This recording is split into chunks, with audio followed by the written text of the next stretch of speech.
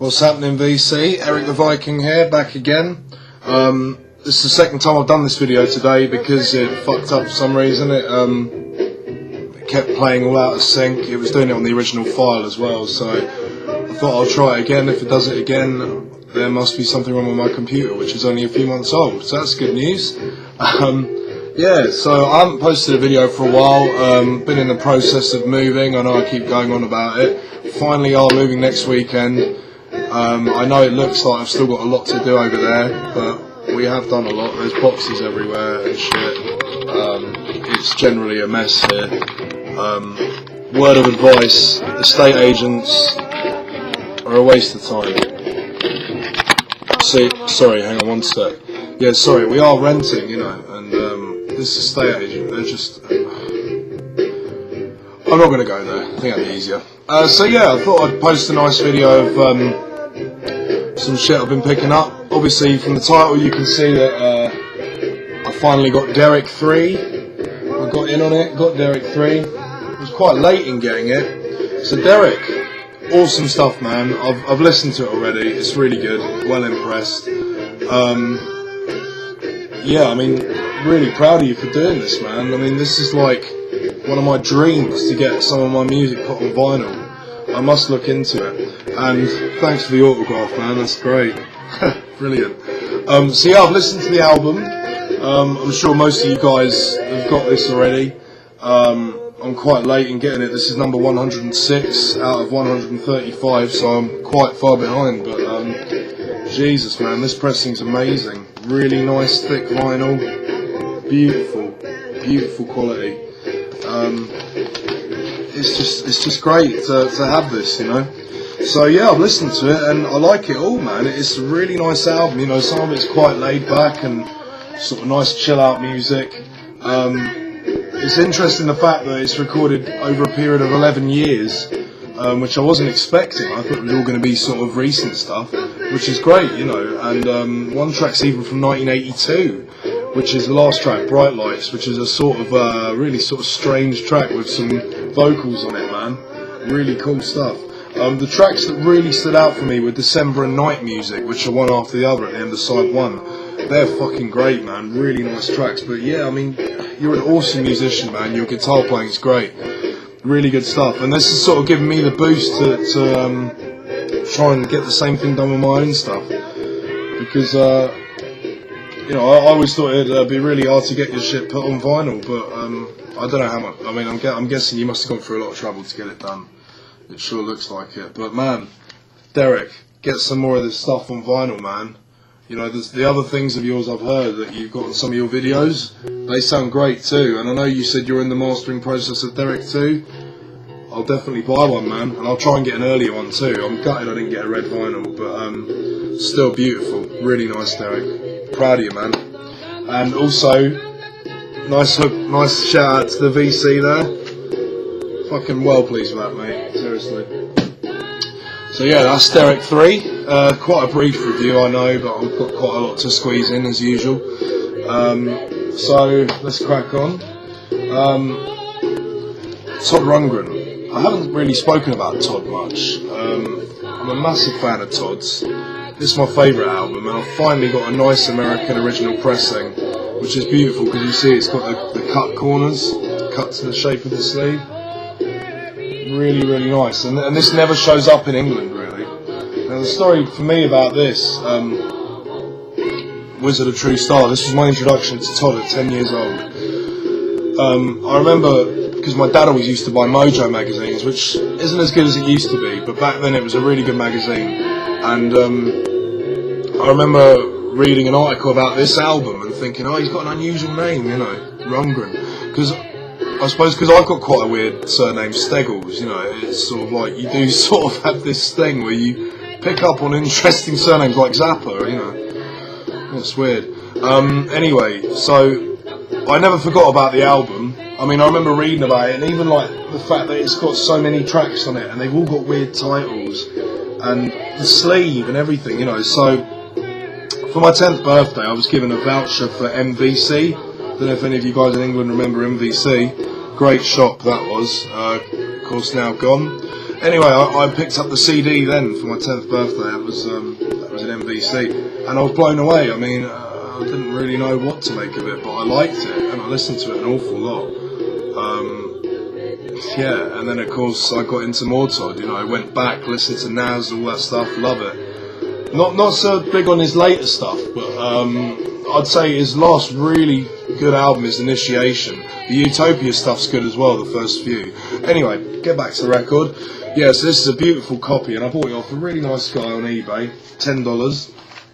And couldn't believe this. He sent the package with a little note to say, "Sorry it was late, I've sent you this as a way of saying sorry." Which he didn't need to do. I mean, it didn't even seem like it was late to me. So he sent me a really nice American copy of Faithful, and I don't have this album. And it's the one after Initiation, and actually listening to it, it does sound pretty good. Quite a weird album, because the first half is all covers that he's tried to replicate as much as he can to the originals, hence the title Faithful. Good Vibrations is on there, which is quite a bold thing to do, you know. Guy's got a lot of balls. Not a brilliant album, but not bad. But lovely to get it for free. That will stay in the collection.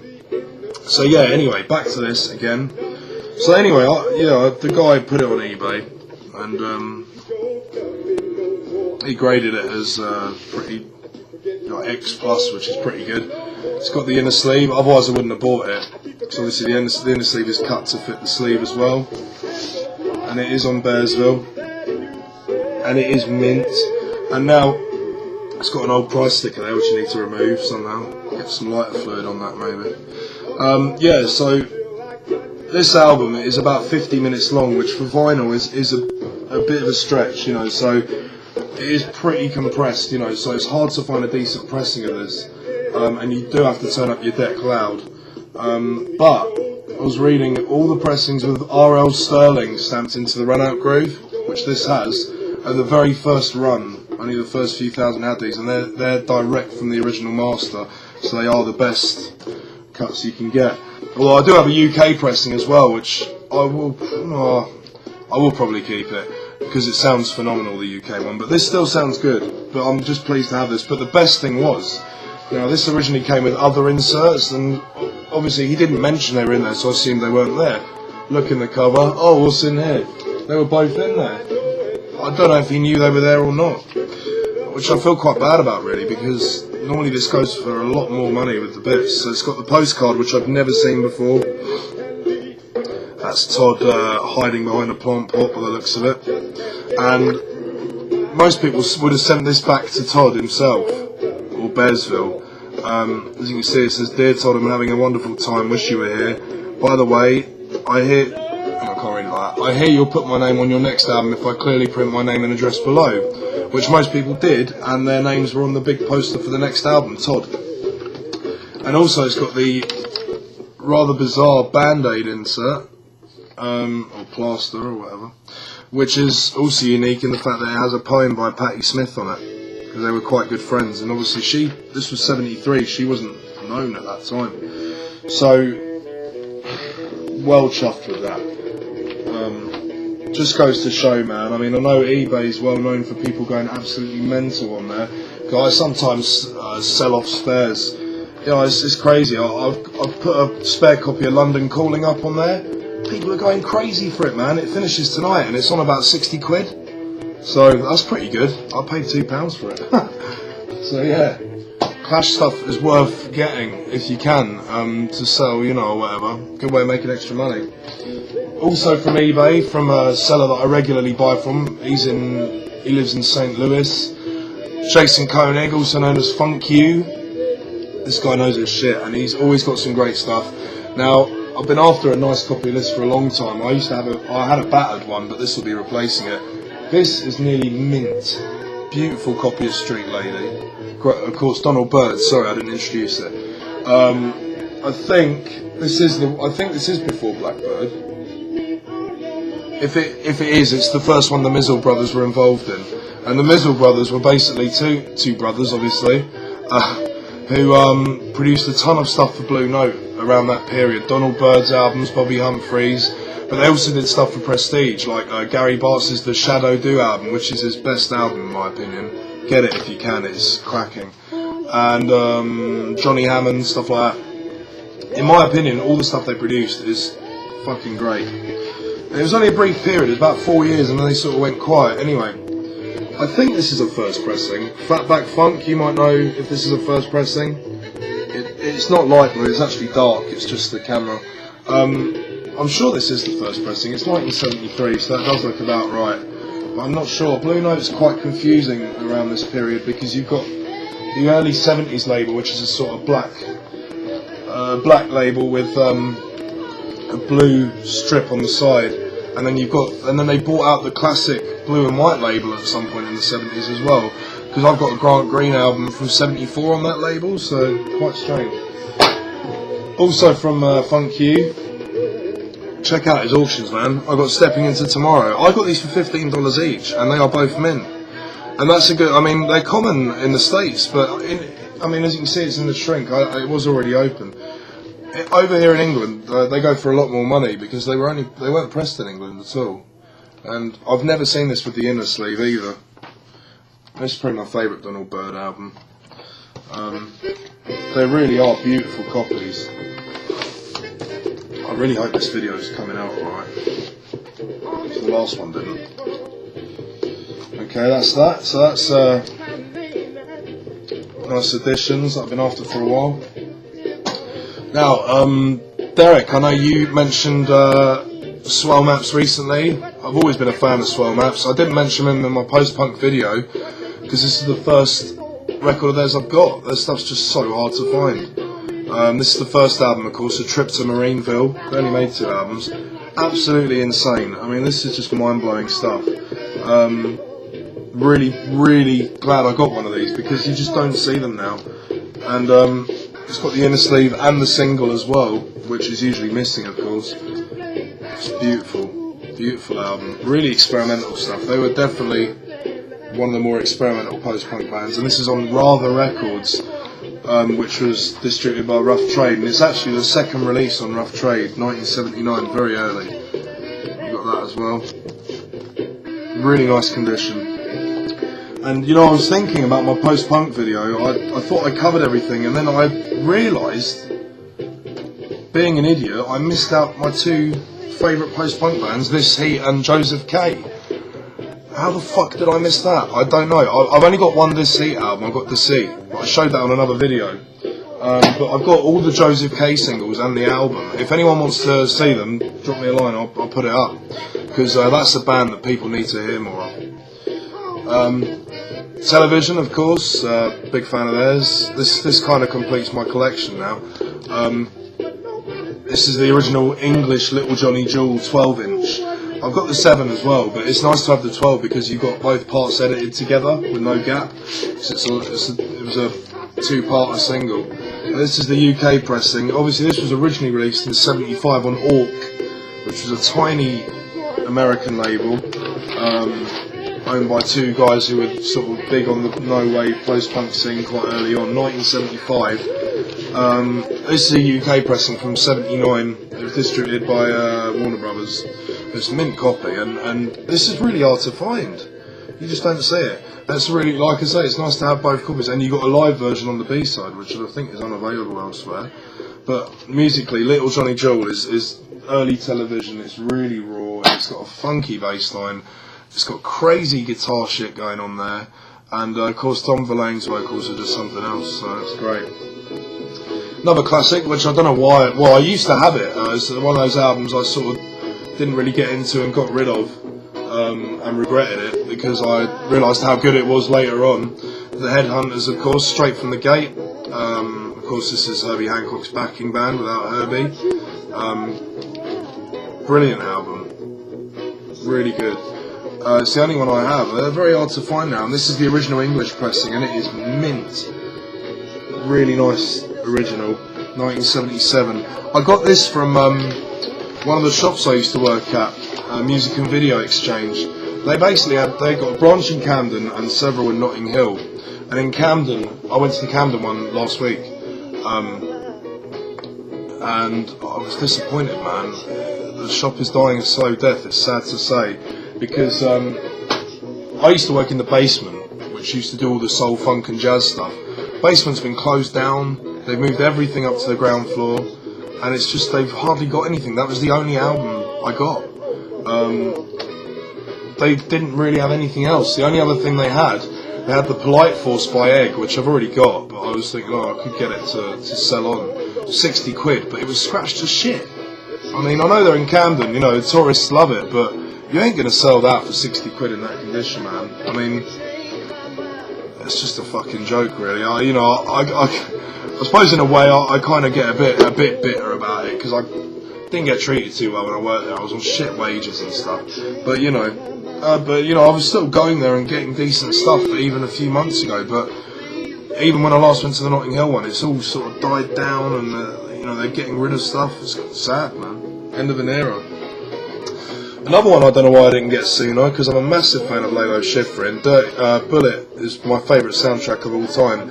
I found this in a charity shop the other day, and it turns up quite often, but I've always passed it by, but I thought, nah, fuck it, I'll get it. If I don't like it, I can get rid of it, but I like it. It's fucking good. Classic album, of course. And how can you argue with Lalo Schifrin?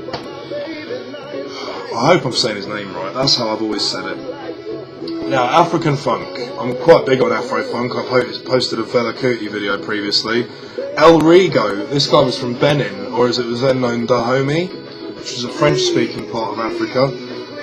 This is like really heavy. This is I know Fela was, James Brown himself said Fela was the African James Brown, but this is closer to it. This is just straight down funk, fucking heavy as hell. Now originally these were only released as singles, and are very rare of course, but Daptone, awesome label, have compiled the whole lot on one album. And this has just come out, and it comes with a free single as well, with 2 other tracks, Saint Amin, which is one of the heaviest ones. Annoyingly, his funkiest track, Vimado Wingman, they've released as a separate single. Obviously to get more money, but they should have just put it on the same album, man. So I've got to get that as well. So like I say, this has just come out. I got it brand new for £10. Get it while you can, because I reckon it will become a collector's item soon. This sort of stuff doesn't stay in print for long. And the shop I bought it from, this was their last copy, and they weren't getting any more in, so... But yeah, Daptone, always good quality pressings as well. Another classic, I haven't mentioned Blur before, but I am a fan. Obviously I was there when the whole Britpop thing was around. I was always more into Blur and Super Furry Animals than Oasis. I like Oasis too. But this is my favourite Blur album, 13. 1999, the one before their last album, although technically they haven't really split up, have they, I don't think. I can't see them making anything else. Now this is a great album, of course it's got Tender and Coffee and TV on it, but looking beyond that, there are some gems on here, man. There's a really good track, 1992, really sort of slow building track, Battle, Caramel, No Distance Left to Run was the other single. But this is really hard to find on vinyl. I paid £30 for this because it is brand new, literally. And it's got the original sticker there as well. But, previously, people are going mad for this kind of stuff on vinyl. I hardly have any. The only other Blur album I have is Think Tank. This went for like £100 recently. So that just goes to show, because no one was buying these on vinyl, everyone was buying the CDs. I'd love to get some of Super Furry Animals stuff as well, but you just can't find them. So really nice. So whenever I see these, £30 is quite a lot for me to pay for a record, but it depends how much money I've got. Whenever I see these, I'll try and get them, depending on how much they are. So that's a great album. I'd recommend that definitely. Sorry, rubbing my eyes. I'm quite tired. Next up, of course, Brian Auger's Oblivion Express, Reinforcements, the last album they did for RCA. I'd recommend all of their RCA albums, definitely. But this is one of the funkiest, from 75.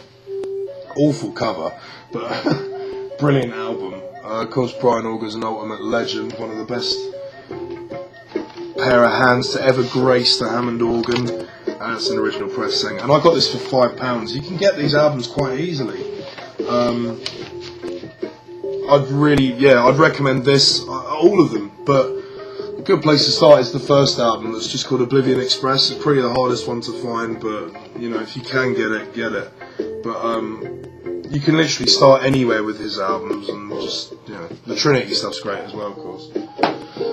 Now, I don't think I've spoken much about Brazilian music, but I'm massively into it. I plan to do a video soon, but I haven't got that much to show on vinyl, although I am in contact with a guy who goes over there a lot and gets stuff, so he does bring stuff over, and I try to buy things off him, although it's not dirt cheap, but it's worth the money because Brazilian stuff is just so rare, man. So yeah, the MPB scene, which stands for Música Popular Brazil. Now, Fatback Funk Dave, I know you posted a video recently on Banda Black Rio. That sort of stuff. Obviously, Banda Black Rio is a bit later, it's a bit funkier, a bit jazzier. The MPB stuff's got a bossa nova influence, and some of it's very psychedelic as well, because you've got bands like the Mutants, Marcos Valle, who is one of my favourites, Arthur Veracai, or Veracai, I always said it Veracai, Jorge Ben, Gal Costa, all that sort of stuff is fucking heavy as shit, and it's worth getting if you can get it. Now, this is Samba 68, which was his only album released in England and the States at the time, and his only English language album. It's actually him and his wife singing all the vocals. Now, part of the thing for me about Brazilian music is I love the Portuguese language. It just sounds beautiful. But this album still really works. It's got the first one of the first tracks of his I ever heard, Cricket Sing for Ana Maria, which I think was a big hit in Brazil, the Portuguese version. And it's funny, this is an English pressing on Verve, 1968, and the funny thing is, the record collector price card over here, they don't even know the catalogue number, so record collector, if you're looking, which you're not, of course, that is the catalogue number. This was manufactured by EMI, like the early Zappa albums, and it's got the original stereo inner sleeve, beautiful Verve label. This is pretty rare, I mean, the sleeve's quite tatty, but the vinyl's mint. And I'd like to ideally get an American pressing, because it's got a nice gatefold and everything, but this will do me for now. So yeah, awesome album. And now this is one of my star buys. Is that a good expression? This is one of my. I'm handling this very carefully. Another Marcos Valle album. Now I'll take it out the sleeve. I got this off the guy I was telling you about, who goes over to Brazil and buys stuff all the time. Now, this is an original Brazilian pressing.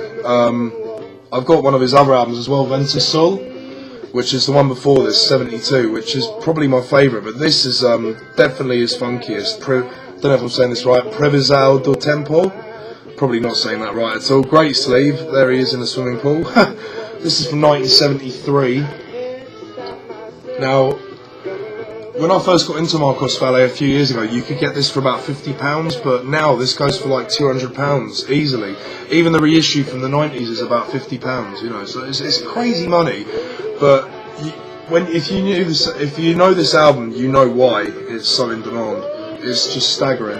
I've got an original Brazilian Vento Sul up there. Like I say, I'm going to do a Brazilian video eventually, and I'm buying another one of his Gara off the same guy. Anyway, I'll show you the labels, it's beautiful. Original Brazilian Odeon label, and it's a really nice copy. Again, you know, with Brazilian records, it's like African records, it's hard finding them in nice condition. And this isn't perfect, you know, the sleeve's a bit tatty, but overall it's really nice. And the amazing thing is, now, he told me it came with a lyric insert, and I said, are you sure? Because I've never seen one with a lyric insert, but there you are. That is a genuine lyric insert, one-sided. Vento Sul came with a little booklet, which I also have, but I've never seen another one with a lyric sheet, so fuck knows how rare that is. But this guy, yeah, he definitely knows his stuff. And man, I wish I had the money to go over to Brazil and buy records myself, but he said even this album, even over there now, is going for a lot of money and is being snapped up by everyone. But if you can find it, seriously, get it. Even if you get the reissue, this album is amazing, and this is a good introduction to MPB. Fatback Funk, I hope you're watching. Next up, now I got this in the post yesterday. A bit disappointed with the condition because it's not as nice as the guy said, but I'll show it anyway. Been after it for a while. Rotary Connection Songs, which is one of the most insane cover albums I've ever heard. I mean, there's Minnie Riperton there, wasn't she beautiful? Because, right, it's got Respect on it, The Weight, Sunshine of Your Love, Mojo Working, Burning of the Midnight Lamp, Tales of Brave Ulysses, We're Going Wrong, Salt of the Earth, you know, sort of, you know, of the time rock stuff. But the way they've done these covers, they're just, this is how covers really should be. They don't sound anything like the originals. They're so well arranged. I'm not sure who did the arrangements, actually. Charles Stepney, yeah. Charles Stepney. How can you, that explains it, doesn't it? And it's on the beautiful original Cadet concept label. So it's a nice one to have, but the vinyl's a bit scratchy, a little bit marked, but the sleeve's nice, so if I get a nicer record I can switch them over. Second Funk, I know you do that. It's the best way to do it, man. As long as you've got the right pressings, of course. So yeah, nice to get one of those. I know these aren't very hard to, well, these aren't too hard to find in the States, I know, but over here they are, because they weren't pressed over here. And to buy them on import at the time would have cost a lot of money. So, pleased to get one of those. Got another Residence album, the commercial album. One of their weirdest albums, well, all their stuff's mental. I'm mostly into their earlier stuff. This is probably their last album that really stands out for me. It gets a bit too, I don't know, I just like their earlier stuff because it's more bizarre and experimental. This is what it says, 40 tracks, approximately a minute long each, all sort of designed for commercials, but of course they're not commercial at all. And you've got such legends on here as Fred Frith, Chris Cutler, Don Preston, whose credit is as Don Yakovich, Sandy Sandwich, who's actually, what's her name? Laura Logic from Essential Logic, and Snake Finger. Yeah. This is the English pressing on a different label. It's on the Pre-label, which I'd never heard of before, but it's manufactured by Polygram. No, sorry, Charisma, which was manufactured by Polygram. But yeah, nice English pressing. I'd like to get the original Ralph pressing, but this will do for now. That's really nice condition as well. Got James Brown one I've been after for a while. Nice original English pressing of Say It Loud. You don't see this too often now. Not a perfect copy, but it'll do. It plays well. The sleeve's a little bit tatty. Original pressing. And last but not least, well pleased to get one of these because I'm still trying to complete my JB's collection. I just need one more album. Damn right I am somebody. But being as fussy as I am, I only buy the English pressings really, because they just sound so good. Anyway, doing it to death. Now, there's a bit of confusion with this one because this is a German pressing. Now, I've only ever seen German pressings, and me being an idiot, I kept going, I want an English pressing. But German pressings are just as good. And the Payback, which came out around the same time, is a German pressing that never came out in England either. I don't know if it was something to do with vinyl shortage over here, but yeah, the Payback obviously was in the States, but was only pressed in Germany for Europe. And I've got one of those, and they do sound amazing. I mean, German pressings are top notch, and look, you can see this is an immaculate copy. So nice to get one of those. I only need one more JB's album now, and I've got the whole lot. There's not many anyway. So if anyone has an English pressing of Damn Right I Am Somebody, hook me up, let me know. Or an English pressing of Maceo's Us album, I'm after that as well. So yeah, guys, that's it for now. I really hope this video comes out okay. If it doesn't, I'm going to smash up my webcam. No, not really, but you know, I will put if this isn't playing properly, I apologise. I'm going to put this up anyway because I haven't got time to do it again. Guys, thanks for watching. It's amazing that my subscriber list, it seems to be going up every day. So it's great that people are. I never thought there'd be this many people watching me, because obviously there's so many people that, so many legends that are doing this already, like Derek Von, Secka Funk, Anders in Stockholm, Fatback Funk,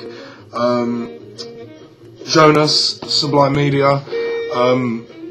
There's so many cool people out there that have been doing this for quite a long time. Big Star 1000 again. I know I'm probably forgetting a lot of people here, but you know, you guys are kind of what got me into this. and it's just great. I know I say this at the end of every video, but VC rules. Okay, so this is Erik the Viking signing off for today. I'm going to try and do another one tomorrow. I'm going to try and do an American Psych one, although that is going to be quite a task because I have a shitload of stuff. But we'll see how that goes.